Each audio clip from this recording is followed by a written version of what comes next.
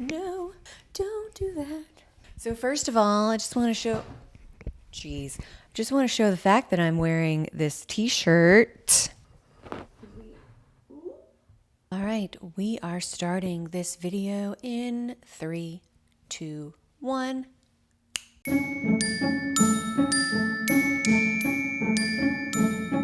Have you guys ever read a book and thought, this was written for me?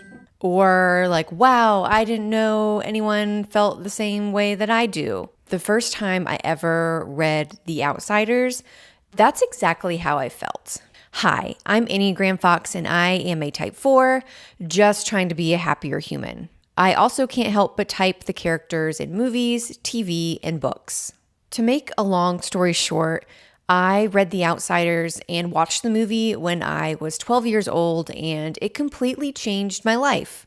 That sounds dramatic, but I am much older than 12 now, and I can confidently say that I still love The Outsiders. I read it pretty much every single year, and it still impacts me. There is something that I still relate to when I read the book or watch the movie. Today, we are going to type some of the characters from the book. I want to preface this video by saying that I am really just going off of the characters in the book and not so much the movie, because if you've read the book, then you know that so much of it is told from the protagonist's perspective and his inner thoughts, and like he talks about his inner world even. And so it's very difficult to watch the movie and get a complete sense of who each character is. If you don't know what The Outsiders is, it's a book written in 1967 by S.E. Hinton. The story follows a 14-year-old named Ponyboy Curtis from Tulsa, Oklahoma, as he witnesses the tension between the two main gangs in his city, the Greasers and the Socias. The book also explores Ponyboy's relationships with his brothers and friends. This is a novel that has not only touched me, but I know it's touched thousands, probably millions of other people, so I really hope I do it a little bit of justice today. Let's start with some honorable mentions. These are characters who are more supporting characters, and I didn't feel like there was enough description in the books to give them like a real description, so I feel like my typing them is a little surface level. However, I do feel like if I don't like address these characters' types, like even just a little bit, then some people watching this video might be really disappointed. Those characters are: Steve Randall is a type 8, Bob Sheldon is a type 8, Randy Anderson is a type 9, and Two-Bit Matthews is a type 7. First up is Cherry Valance.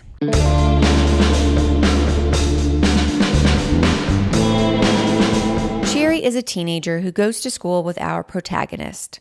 She is considered a soc because she comes from a wealthy family. We don't get much background on her, but we do know her boyfriend is Bob, who I just mentioned. Cherry serves as a bridge between Ponyboy's world and her own, which are separated by social class, prejudices, and family finances. I think Cherry is a type 3. I think the first thing that made me think that Cherry is a type 3 is when we first meet her at the drive-in and Darry, who we'll talk about later, tries to flirt with her. Cherry is assertive by being direct. She rejects Darry's flirtation and even throws a drink in his face to prove her point. The assertive stance on the Enneagram includes types 3, 7, and 8. Once Darry leaves, Cherry almost immediately softens towards Ponyboy and Johnny, who's another character we'll talk about later. She becomes very charming and warm and makes an effort to get to know Ponyboy. Ponyboy even observes that he thinks that Cherry feels comfortable around her because he is quiet and kind and gentle and very easy to be around. Type 3s long to throw away their masks and just be themselves. They often choose friends who are either like powerful and impressive in some way, or on the opposite side, friends who don't really like care to be impressed. As a type 4 who always wants to be myself and be as authentic as possible, I have found myself in several like pretty close friendships with type 3s. And the result is that I often see like a kinder, softer, less ambitious side to them. One other major sign that Cherry is a type 3 is when she admits to Ponyboy that she could fall in love with Dally or Dallas.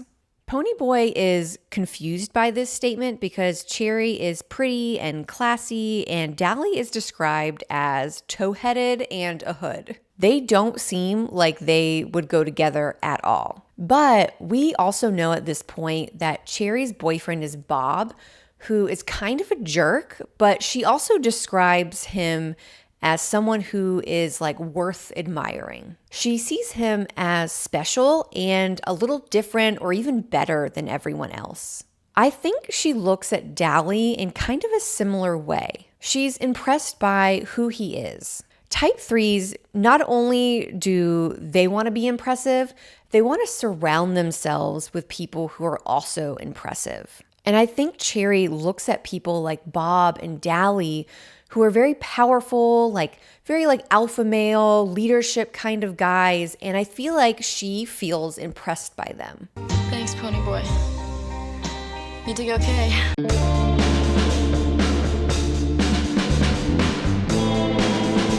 Daryl, who is often called Darry, and I will refer to him as such from now on, is the oldest brother of our protagonist. He is described as big, athletic, muscular, and very serious.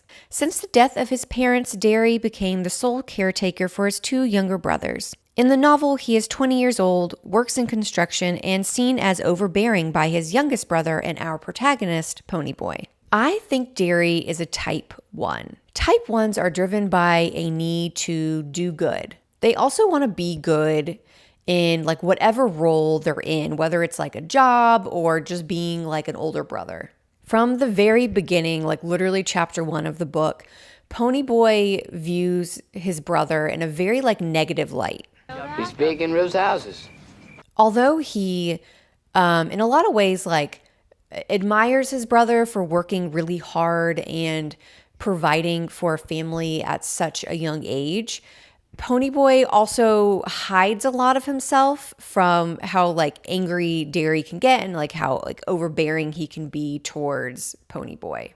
And it's not that Darry's a bad person. If anything, he's just trying to do the right thing. And he often nitpicks at Ponyboy, telling him you shouldn't walk home from the movies or you need to use your head. Movies and books. Movies and books. When type 1s are living in stress, which I am assuming that Darry's living in a lot of stress, being the sole caretaker at a very young age, also just maybe still grieving from the death of his parents. But when this is happening, type 1s can often take on these very unhealthy negative traits of a type 4. That means they can be moody, critical, and very temperamental. No brain. We see this throughout almost the entire book. Ponyboy talks a lot about how angry Darry gets with him. And it's over these little choices that Ponyboy makes. However, the middle brother, who we'll talk about later, is kind of like a middleman, and he tells Ponyboy at one point that Darry does love him, and I want to make sure I get this quote right, so I'm going to read it from my computer. He says that Darry has more worries than somebody his age ought to. He's just got more worries than he used to. Not only does this point to a type 1 in stress, it also points to the self-sacrificing nature of a type 1.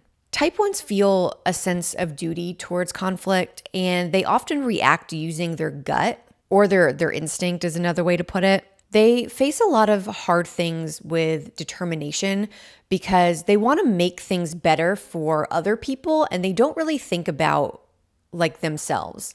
And when I say themselves, one thing can be just how they're behaving.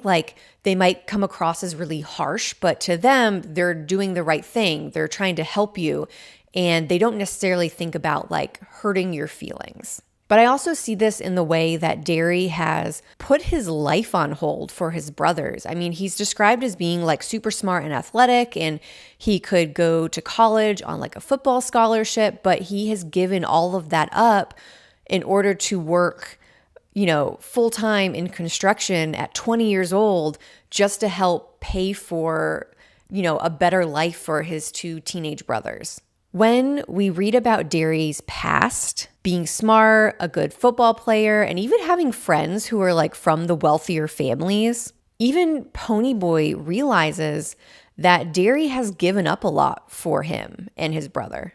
And he's also given up what could be a potentially like good life. But a part of the character arc for Ponyboy is realizing that Darry is just doing everything not to be mean or overly critical, but to really give him that better life. And another time when I just knew Darry has to be a type 1 was when they're in the hospital. And I want to get this quote right, but Darry breaks down like he's crying and he says, "I thought we'd lost you like we did mom and dad." This shows that Darry's biggest fear, which is typical for most type 1s, is that if they don't hold it together, then everything will come apart. I thought we lost you like we did mom and dad.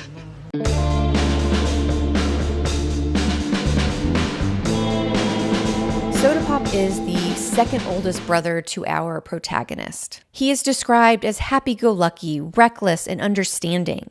In the novel, he is 16 years old and a high school dropout and works part-time at a gas station.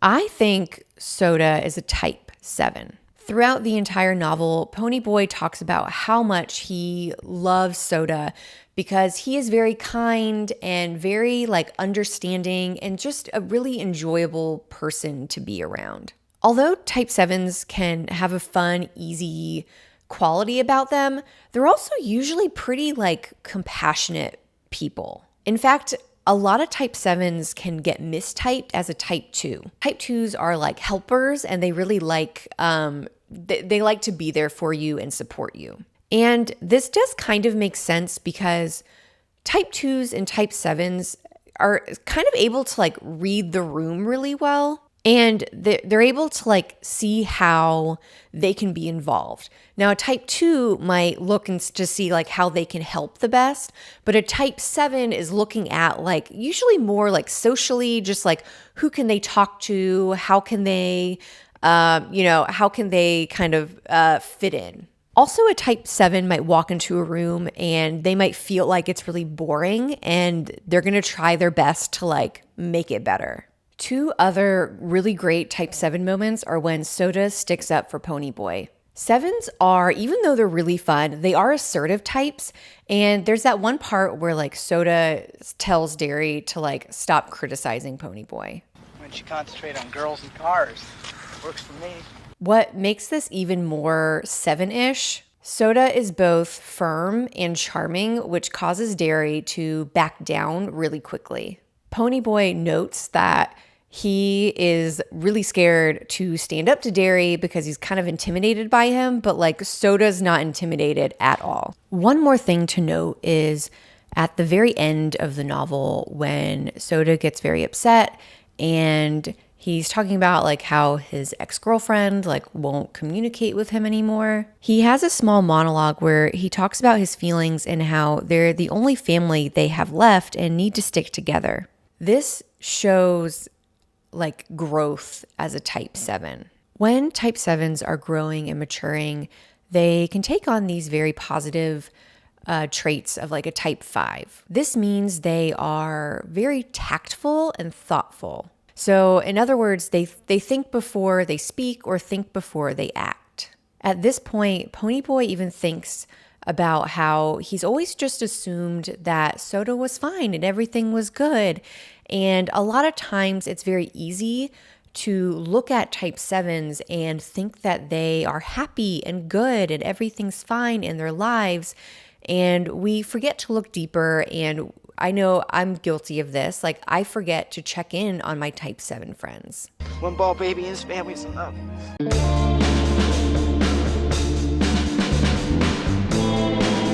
Dallas, often called Dally, is a friend to our protagonist. Although not well liked, he's respected for being smart, fierce, and even dangerous at times. Arrested at a young age, Dally has continued to live a transient life where he often has run-ins with the law.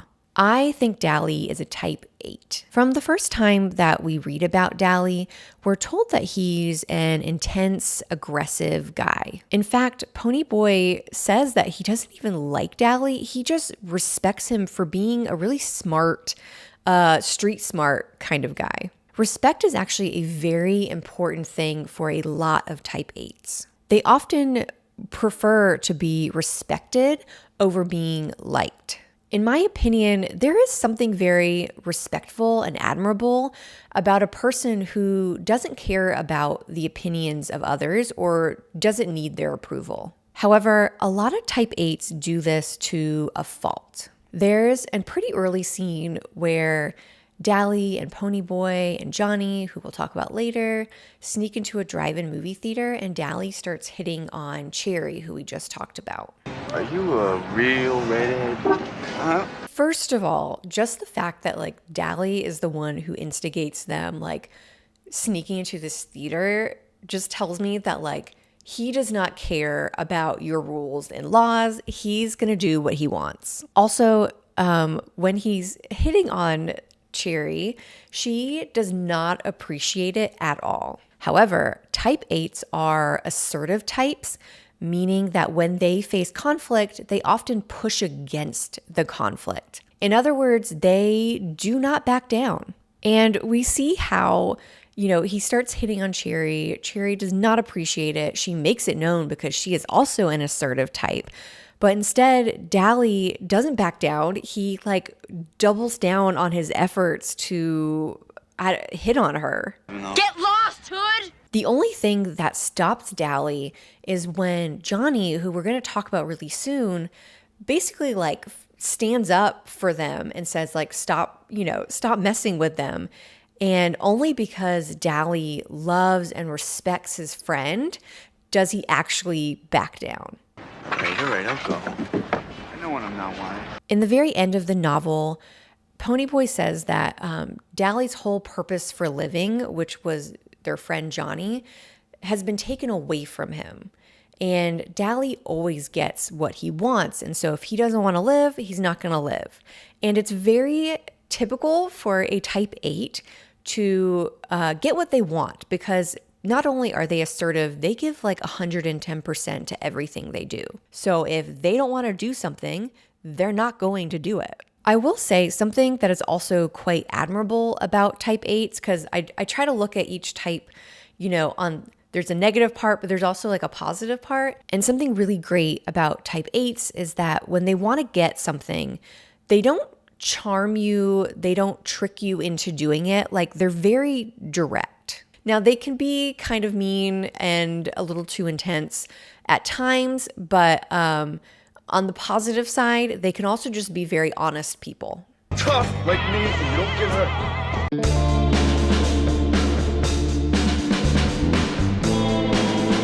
Johnny is our protagonist's best friend. He is described as quiet, shy, kind, and very loyal. He's seen as the gang's pet or everyone's little brother. At 16 years old, Johnny rarely lives at home because his parents are usually drunk and fighting. I think Johnny is a type 9. Initially, I thought Johnny was going to be a type 2, but when I reread the story for the purpose of like typing each character, I realized that there's more moments where I think he's a type 9. In like the first chapter of the book, there's a part where like Darry asks if anyone wants to go to the movies, and so Ponyboy says that him and Johnny will go, and Ponyboy makes this comment, I guess it's more of like a thought about how he usually speaks for Johnny because Johnny won't say anything. This was the first moment that I realized Johnny could be a type 9, because clearly, even though Johnny is around his friends who he loves and trusts, he still doesn't speak up for himself. Social staying on the south side of town, man. We also learned that Johnny comes from an abusive household where there's a lot of like alcohol addiction, and he's also an only child. Or at least, I don't know if it says that explicitly in the book, but there's never a mention of siblings. And this makes a lot of sense for a type 9 because Johnny has obviously learned that if he's quiet, then he can avoid abuse. And it's not that a lot of type 9s come from abusive households, because any type can come from an abusive household. It's just that these are things in the book that made me realize that Johnny is quiet as a way to avoid provoking anger or conflict. And that is very indicative of a 9. Contrary to all of this are a few scenes where Johnny is actually assertive. There's that scene that we already talked about where Johnny is at the movies and he tells Darry, who he loves and respects, to basically stop harassing Cherry. Look, leave her alone. What'd you say, you little shit? What'd you say? Both Darry and Ponyboy are surprised that Johnny actually said something and kind of stood up to someone who even Ponyboy and a lot of other people are kind of afraid of, which is Darry. There's also the other part where Ponyboy runs into that burning church to save the kids, and Johnny, without really thinking, just follows his friend in. Both of these scenes are examples of assertiveness, which do feel out of character for a type 9. However, what both of these scenes have in common are two people who are safe people for Johnny, and those people are Ponyboy and Darry. They're also people who he feels like he can kind of be more of himself around. These two scenes actually make a lot of sense for a type 9. I say that because they have an 8 wing, which is super assertive, but also when a 9 is growing, they can take on a lot of positive traits of a type 3, which we've already talked about. They are also an assertive type. So we have 2 assertive types, the wing, the type 8, and the growth type, the type 3. Guess we're different, huh? What I find really interesting too is that with that 8 wing, 8s are very protective of their loved ones. So that makes a lot of sense that Johnny would run into a burning building because his best friend is doing it. I do find it very interesting also with the 8 wing that Johnny probably has. 8s are very protective of their loved ones. And I can see this with Johnny when he runs into a burning building with his best friend, because that is crazy dangerous. And I know I would think twice, but he doesn't. He's loyal. Johnny will do whatever for his best friend. And so, yeah, that makes sense that he could have that 8 wing. Stay gold, Ponyboy.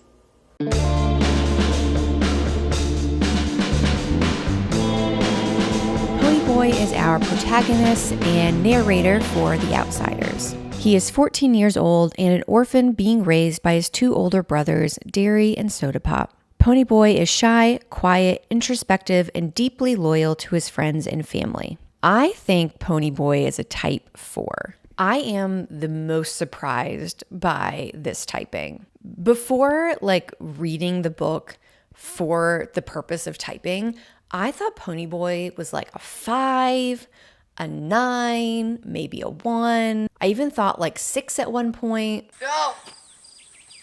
I'm 14, I've been 14. However, this makes a lot of sense because growing up, I very deeply related to Ponyboy's perspective. And I'm a type 4, by the way, if you missed that. In the first page of the novel, Ponyboy is walking home from a movie theater and he's comparing his looks to other people. Type 4s often compare themselves to others. They do struggle with feelings of envy, even though we don't really see envy crop up in Ponyboy's thoughts at the beginning of the novel. Instead, Ponyboy is acknowledging that he looks different from some other people his age. And he's not saying this in a boastful way, he looks better, because type 4s aren't they're not boastful people usually. You don't look old enough to be going to high school.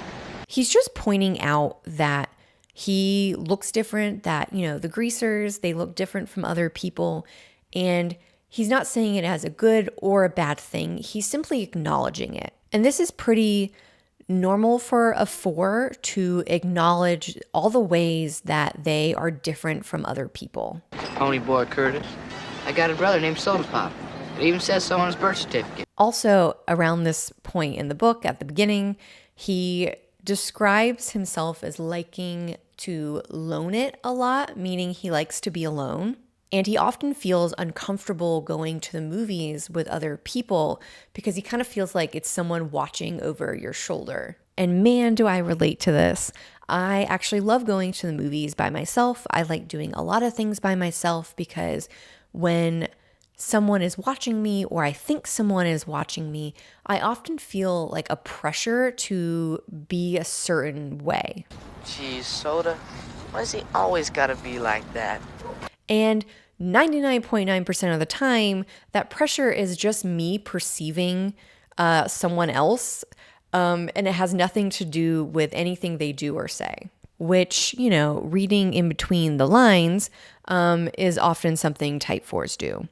And it's not usually a good thing. Well, I guess you got into some trouble, huh? And just the fact that Ponyboy talks about liking to get into a movie or getting into a book is also something that shows that he likes to escape from his life. And a lot of type 4s have a hard time being where they are. They often think about where they would like to be. And usually where they like to be is someplace maybe less stressful, maybe it's more interesting in some way, or it's just not their norm. It's just something different for them to be in. Pretty cool, huh? I feel like there are so many other moments in the book that remind me that Ponyboy is a type 4. I mean, even just the fact that he loves his middle brother so much because he's very easygoing. A lot of type 4s do enjoy people who don't put pressure on them, like Ponyboy's oldest brother. They can be a little self-absorbed, and especially for Ponyboy being so young, this story is a coming-of-age story, and so a part of his coming of age is realizing that even though things might not look good on the outside, that doesn't mean they're not good on the inside. And I think this includes, you know, seeing his oldest brother as a loving caretaker who is very stressed, or even just looking at his current life, which, you know, it does suck. Like his parents died before the novel, and so he is technically an orphan, and he comes from a very poor part of town where him and his friends are looked down on. We're greaser. Dally's my buddy. I'm a grease too. He ain't a social. And so Ponyboy often imagines, you know, being in another place. However, by the end of the novel, he learns that it's okay. It's not a bad thing to always be different. And, you know, when he looks outside of himself, he looks at his brother for who he is, or even looks at Cherry, who is rich, for who she is, then things aren't that bad. Can you see the sunset from the south side very good? Yeah, real good. You can see it from the north side too.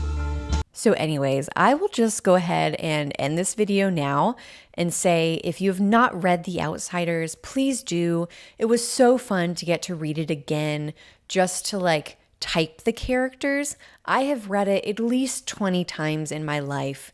It's a fantastic book. It is very coming of age. It's so sweet. It reminds me of being a teenager and, you know, all those things that you just don't know at that age. Not to say like you're ignorant, but just to say like you learn so much from being a teenager to being an adult. And there's a lot of beauty in the book, and I hope if you haven't read it yet that you will, and you will enjoy it for how special it is. Before I fangirl too much, thank you so much for being here. Thank you for making it to the end of this video. Please click the thumbs up button. My Patreon page should be live at this point, so please check it out. And I will see you guys next month for another deep dive.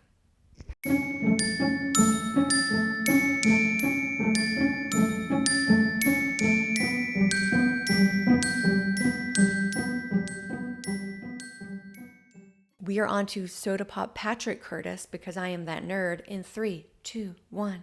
Ponyboy, who we will talk to. Fuck.